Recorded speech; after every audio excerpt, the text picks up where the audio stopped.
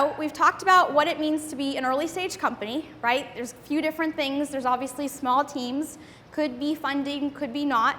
But the real key is that you're a young team, you're innovating, your focus is on product, and you're going to have the opportunity to learn a lot more than you would maybe anywhere else. Now, there are some misconceptions, but we've talked about a number of those, and we've also mentioned that you still have the opportunity to choose, you have a lot of freedom and flexibility, and it's not all 100 miles an hour, right? There may be some chaos, but even in those chaotic moments, there are some moments where you could take a break and catch your breath. And then we talked extensively about financing. We talked about what the difference between funded versus bootstrapped was, and we also mentioned, what liquidity events are and how you need to be thinking about the equity that you receive and how that kind of plays out over the course of your time at your startup. All right, so I hope you'll all think about applying to some or taking a look or investigating some of these early stage companies.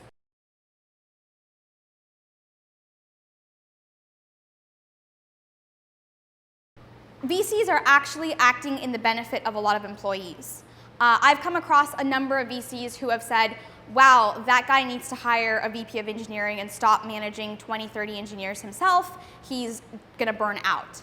Or, wow, this team has no women on it, and if you guys continue this way, then you're going to shoot yourself in the foot come IPO time, right? So they are being a lot more open and vocal. It's ultimately up to the founders and the hiring team, though, right? But I wouldn't discount VCs and say they're trying to build one type of culture, because the truth is, yes, past performance indicates a certain type of culture, but things are changing, and they're always afraid of trying to emulate previous performance and not have the same results. So they're a little bit open. Change is going to be slow. And also, how do they implement that change is going to be a little bit slow. But that's why we've got great folks like Karen here who come in and help companies at various stages and advise them on, here's how you implement diversity, here's why diversity is important, here's how you want to think about doing that from the very, very early stages rather than right before you go, have your exit event. So I wouldn't always discount that. Now, the other thing I will say is sometimes what people put out there and what people want is also a little bit of a mismatch. A lot of times they're not good at expressing, hey, we are looking for a more diverse team. They just cut and paste someone else's job description. So you kind of have to take a little bit, if you're interested in the product and in the company, you've got to do a little bit of investigation.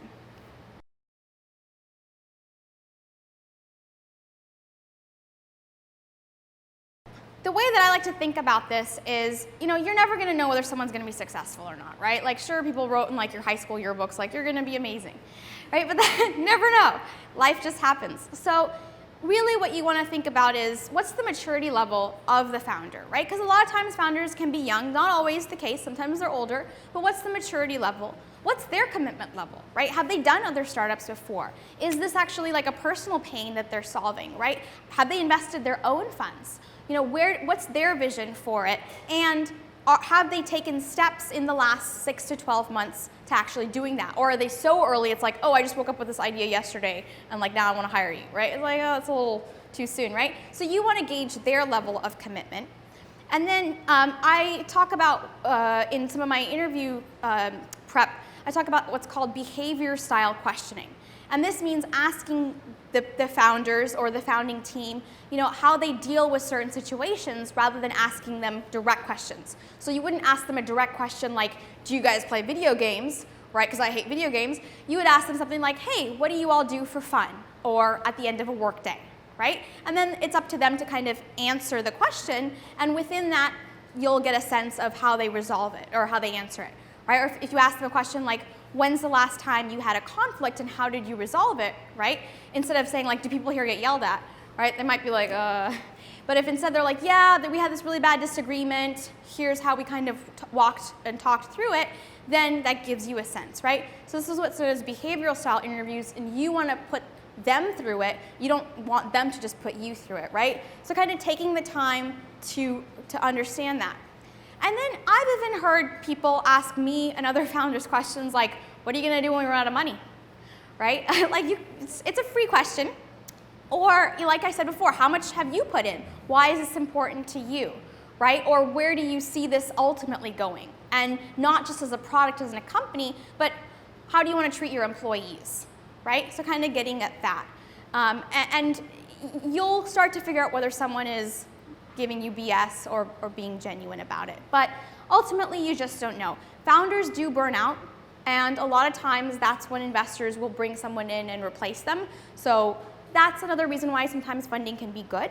But you want to get a sense of, is this a micromanager? Is this someone who cares about everyone being on the team?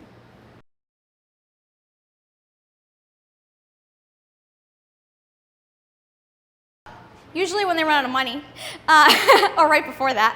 I mean, a lot of times people do have to make that conscious decision. They're like, look, you're not paying anymore. I've got bills to pay. I've got to go, right? So that's got to be, and a lot of good founders will be open about communicating when that point is. They won't be like, oh, we ran out of money yesterday, bye, right? That's shady.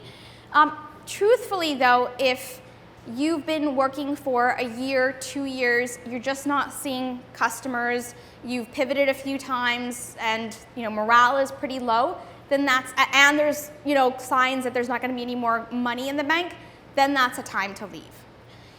If it's more that, hey, we've been at it for 6 months, like sometimes people just don't give companies enough time. They're like babies, they need time to gestate.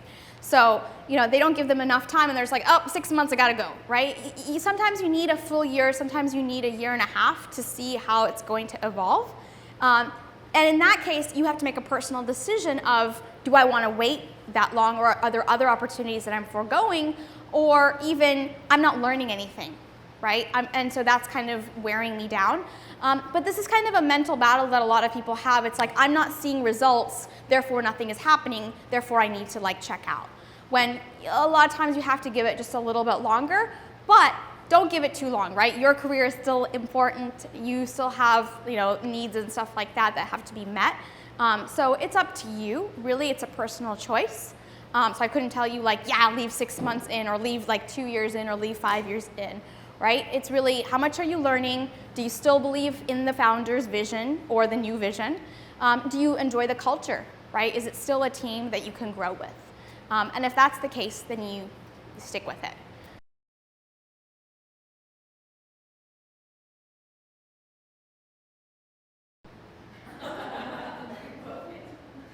Well, hopefully the founders make some money. That's typically the case. I have yet to see, or I've yet to hear somebody give me an honest answer that, yes, we're exactly like we used to be.